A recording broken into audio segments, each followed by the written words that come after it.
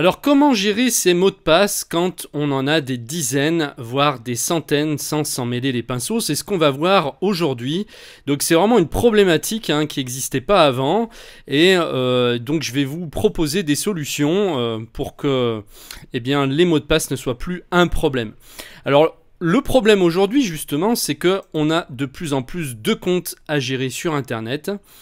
Et donc de plus en plus de mots de passe à retenir et cela devient très vite ingérable. C'est un problème qui n'existait pas il y a 15-20 ans en arrière quand c'était les débuts d'Internet. À l'époque, on avait quoi? On avait le mot de passe pour notre messagerie, un autre compte à côté. Enfin voilà, on avait 5 mots de passe maximum à retenir. Aujourd'hui, moi, si je compte, moi, personnellement, alors c'est vrai que je travaille sur le web, donc c'est peut-être un peu différent, mais j'ai dépassé les 150 comptes facilement. Donc 150 comptes, c'est ingérable si on n'a pas les bonnes méthodes. Et en plus, c'est dangereux si on fait pas attention. Donc là, on va regarder justement ce que font 90% des gens. Et quelles sont les erreurs qu'ils commettent? 90% des gens commettent ces erreurs qu'on va voir ici. Prendre le même mot de passe pour chaque compte. Et ça, c'est un truc qui revient souvent. C'est-à-dire que si on interroge les gens, je pose la question autour de moi, je dis voilà, est-ce que tu fais attention de prendre des mots de passe différents pour chaque compte? Non, je prends le même. Il faut quand même savoir ce que vous risquez en prenant le même mot de passe pour tous vos comptes. En fait, ce qui se passe, c'est qu'il y a déjà certains sites qui peuvent être, alors des fois carrément des arnaques, ça peut être des sites qui sont là, pas sérieux en tout cas, soit des petites structures qui peuvent avoir accès à votre mot de passe. Donc ça peut être aussi des petites entreprises qui sont sérieuses, il n'y a pas de souci, mais par contre, il y a des humains qui derrière peuvent avoir accès à votre mot de passe sans aucun problème. Donc par déduction, on peut essayer de se connecter avec votre même mot de passe sur les comptes les plus connus. Si on tombe sur quelqu'un de malhonnête, il va se dire je vais essayer de me connecter avec son email et puis son mot de passe sur Google, sur Facebook, sur Amazon, sur PayPal. Alors là, ça devient dramatique sur PayPal puisque là, c'est carrément votre compte en ligne sur Internet, enfin votre compte où vous avez votre argent comme un compte en banque. Imaginez les risques que vous courez en prenant le même mot de passe. Et ça, on n'y pense pas. Je veux dire, quand on est simple utilisateur lambda, c'est pas des trucs qui nous viennent à l'esprit. Et pourtant, c'est très très important. Donc, on va voir ensuite la deuxième erreur que font les gens, c'est prendre des mots de passe pas assez compliqués ou trop faciles à deviner.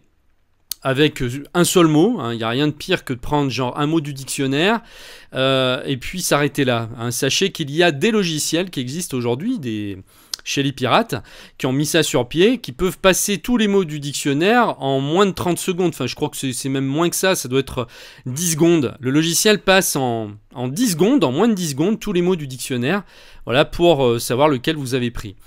Donc un seul mot, c'est pas possible. Et d'ailleurs maintenant ça devient de plus en plus compliqué de le faire parce qu'il y a des systèmes de sécurité qui vous disent que ça suffit pas, votre mot de passe n'est pas assez sécurisé et donc ils vous disent de compliquer.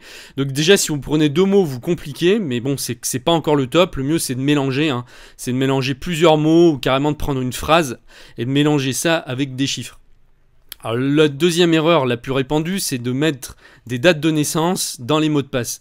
Alors là, ça c'est vraiment terrible parce que n'importe qui dans votre entourage qui vous connaît ou qui connaît votre date de naissance, donc ça peut même être des gens que vous connaissez pas, il suffit que vous ayez rempli un formulaire à un moment sur internet en mettant votre date de naissance.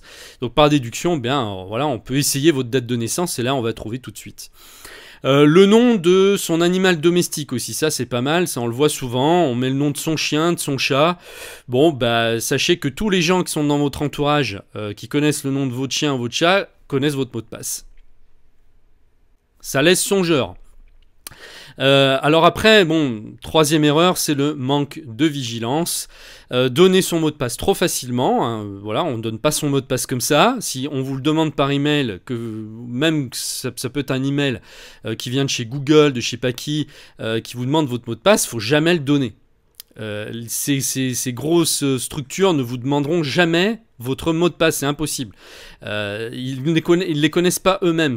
Toutes ces grosses sociétés ont des systèmes hyper complexes, hyper sécurisés, donc ils vont jamais vous demander. Si on vous le demande, c'est qu'il y a une arnaque derrière, donc ne le faites jamais. Et donc justement, souvent, quand on vous demande votre mot de passe, c'est certainement un pirate qui fait ce qu'on appelle du phishing. Donc c'est une technique de hameçonnage, une technique utilisée donc par les pirates pour accéder à votre messagerie. Donc ils vont vous dire voilà, ils vont se faire passer pour Google, mais c'est bien fait, hein, attention, hein, c'est pas simplement un email qui va arriver comme ça avec le nom d'une personne. Ils vont se faire passer pour Google, ils vont arriver à se faire passer pour une grosse entreprise. Que Facebook, Amazon, je sais pas quoi, et on a besoin de changer votre mot de passe, il y a un problème sur votre compte, etc. Et vous, dans la panique, vous réfléchissez pas trop, et vous dites, oh là, qu'est-ce qui se passe? Et vous envoyez votre mot de passe, vous le donnez dans la réponse à votre email. Et donc là, eh bien, c'est le jackpot pour le pirate qui est en face, puisque vous venez, sans le savoir, d'envoyer votre mot de passe à un pirate derrière qui est sur son ordinateur et qui va le récupérer. Et alors là, c'est terrible parce que souvent, ils vont vous demander l'adresse de votre messagerie, le mot de passe pardon, de votre messagerie. Et la messagerie, c'est le centre névralgique. C'est là qu'ils vont foutre le plus de bordel possible. C'est-à-dire que du moment qu'ils ont piraté votre messagerie et qu'ils sont réussi à rentrer dessus, ils peuvent faire ce qu'ils veulent. Ils ont accès à tout votre carnet d'adresses, donc ils peuvent se faire passer pour vous en envoyant des messages, donc carrément en usurpant votre identité. Imaginez le bordel qu'ils peuvent mettre dans votre vie en se faisant passer par vous et en envoyant des messages à tous les contacts que vous avez dans votre messagerie. Et ça arrive fréquemment. Moi, j'en reçois souvent. C'est-à-dire qu'au moins une fois, 2 fois, 3 fois par mois, je reçois un email comme ça d'une personne qui s'est fait pirater son compte, et je le sais parce que en général, donc l'email arrive et puis l'email c'est voilà, j'ai des gros problèmes, est-ce que tu peux m'aider, etc. C'est le genre d'email qu'on reçoit, et ça, quand on reçoit ça, vous pouvez être sûr que la messagerie de la personne a été piratée.